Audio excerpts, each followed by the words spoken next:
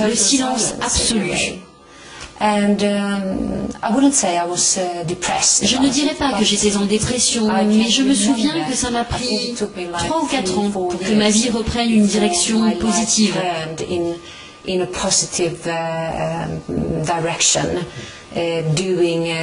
quelque chose qui ne soit pas lié à ABBA.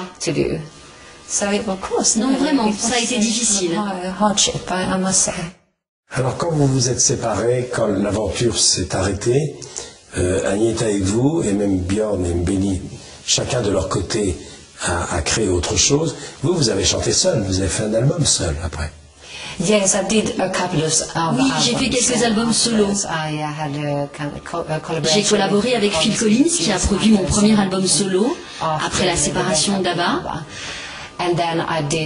Et après, j'ai enregistré un autre album avec Stevie Lee White, que j'ai d'ailleurs enregistré à Paris. Je ne me souviens plus du nom du studio, mais c'était à Paris. Je me souviens aussi de ce merveilleux Daniel Balavoine. Il m'a écrit une chanson dont le texte a été traduit en anglais. C'était The Face. J'ai retrouvé le titre hier d'ailleurs.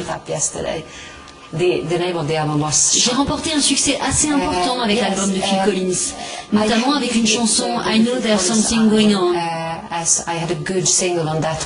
je me souviens bien, ça a été un gros succès en France aussi. Et puis j'ai tout laissé tomber. Alors, qu'avez-vous fait de votre vie dans les années qui ont suivi?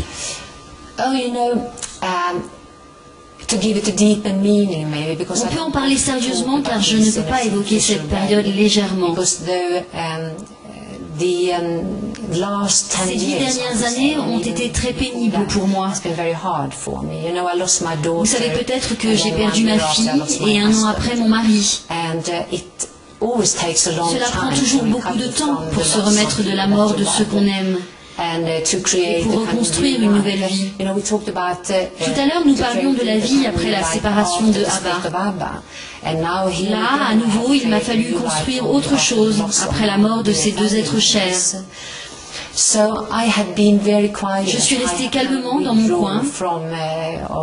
Je me suis retirée de toute vie officielle, à part peut-être une apparition pour les 30 ans de ABBA ou le 5e anniversaire de la comédie musicale Mamma Mia à Londres. À part ces quelques exceptions, j'ai mené une vie très calme. Apart from that, I had led a kind of very quiet life, J'ai restructuré ma vie à nouveau. J'ai retrouvé une façon de vivre. Cela prend du temps. Cela prend de l'énergie. Cela doit prendre du temps, parce que ce n'est pas facile de s'en sortir. Vous êtes maman d'un grand-fils, vous êtes grand-mère? Oui, bien sûr, et j'en suis très fière. En fait, mon premier petit-fils a 19 ans. C'est le fils de ma fille. Et puis ensuite, il y a ma petite Elsa. C'est la fille de mon fils. Elle n'a que 16 mois. Donc il y a cet écart entre mes 2 petits-enfants. Alors, quand on regarde votre vie, on s'aperçoit que vous n'avez pas connu que le bonheur. Vous avez découvert à 30 ans que vous aviez un père. Vous avez un père qui a surgi dans votre vie dans des conditions tout à fait particulières. Oui, si vous vivez toute votre vie dans la certitude totale que vous n'avez pas de père, parce que très jeune, vous avez pris conscience des secrets de famille, de choses dont on ne parle pas autour de vous. Ce que je savais de mon père quand j'étais petite, c'est que c'était un soldat allemand, qu'il avait rencontré ma mère, qui était norvégienne, à Narvik en 1943. Et qu'il était retourné ensuite en Allemagne. Et puis il y avait aussi ces rumeurs. On me disait qu'il avait péri en mer au large des côtes danoises. Ça, c'est ce que j'ai entendu quand j'étais petite. Et puis soudain, j'avais 30 ans, 32, peut-être 34 ans. Un homme appelle mon bureau et insiste en disant qu'il est mon père. Nous avons arrangé une entrevue. Il est venu à Stockholm me rencontrer, moi, Benny et les enfants. Ça a été très difficile. Il ne parlait pas anglais, il ne parlait que allemand.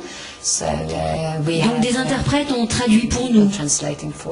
C'était très étrange parce que c'est difficile de rencontrer tout à coup son père quand on est déjà adulte. Merci beaucoup, chère Frida.